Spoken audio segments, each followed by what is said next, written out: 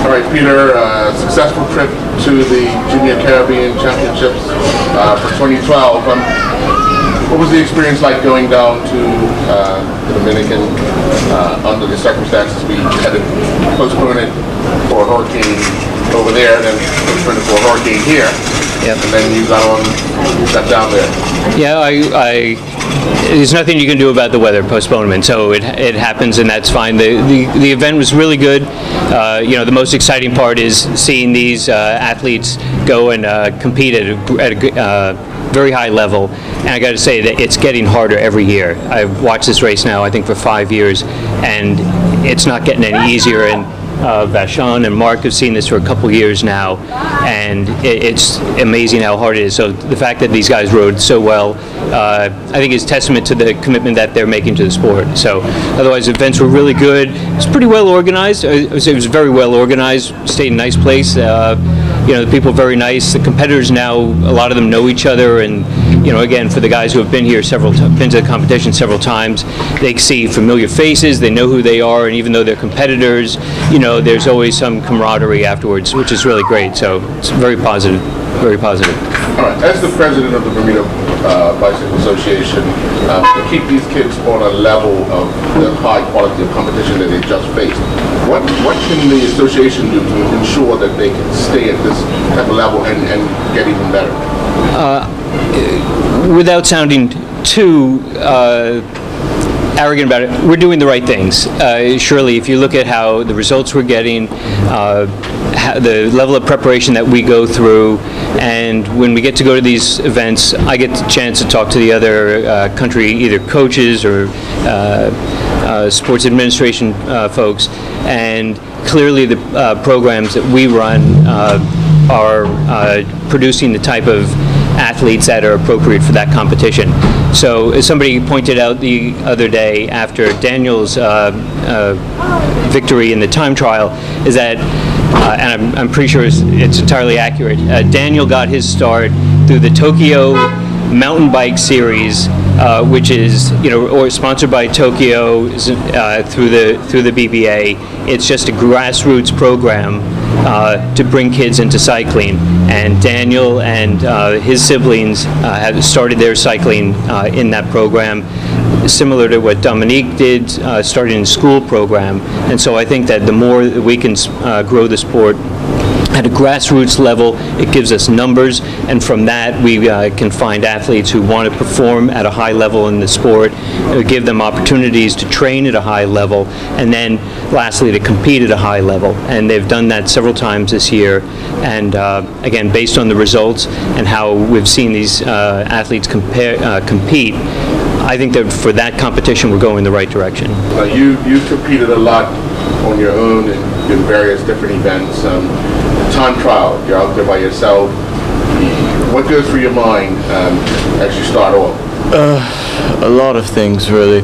First of all, I'm just trying to concentrate on getting my speed up.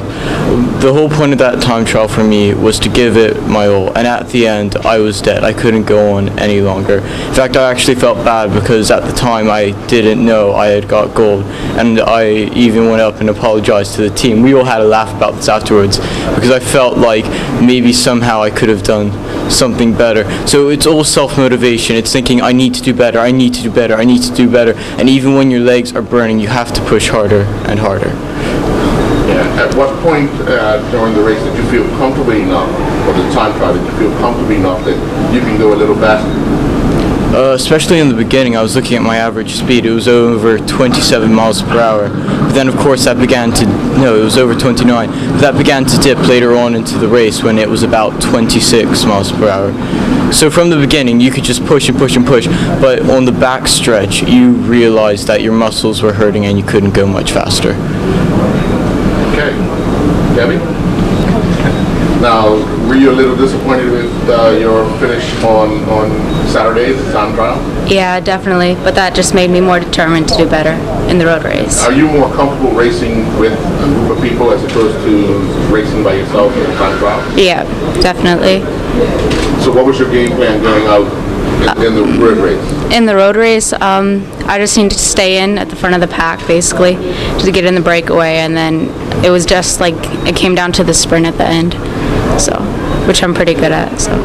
When did you feel comfortable enough that you was going to win the road race? Not until like the last 150. I had to really dig deep. 150 meters. Yeah. What would you contribute your performances over the last year or two to get you to this point? Racing with guys like this, Yeah. training with guys like this? Definitely training with the guys made a really big difference because it made me like have to push really hard, to have to stay up with them during training, which improved me a lot. And racing with the women, they raced really good all year long, and so that was good.